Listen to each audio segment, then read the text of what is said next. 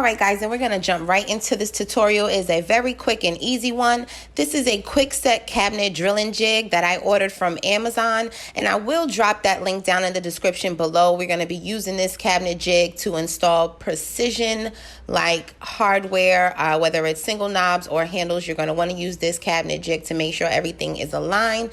And I took everything out of the packaging. Of course, it has its installation piece of paper. It's not a pamphlet, it's just one piece of paper, front and back, and then it is packaged in bubble wrap so that it doesn't get scratched up, and I do like that. So we're just going to take these pieces out of the bag really quickly.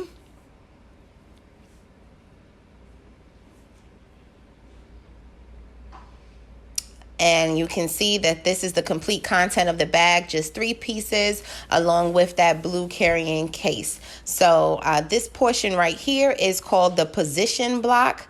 This is going to be used to slide up and down depending on the height of your cabinet that you're going to be installing the hardware on. This is called the slide drill guide, and you'll see it once I put it together. But this is going to be where you drill the holes in, and this is going to be called the slide ruler, and this is going to slide right into the position block, and you'll see me do that in just a moment. So just keep watching.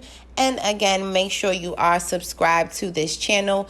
I am a DIY channel dedicated to showing you guys how to do things yourself. So make sure you hit the bell notification so you don't miss any of my content.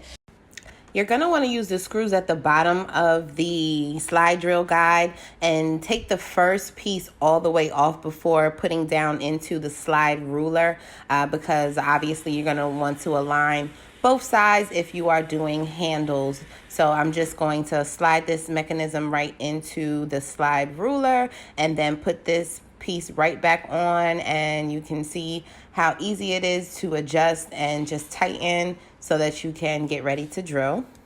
And once you slide to adjust it to the correct width, you can use the top slide ruler with the position block to get it aligned with your cabinet, and voila, that's it.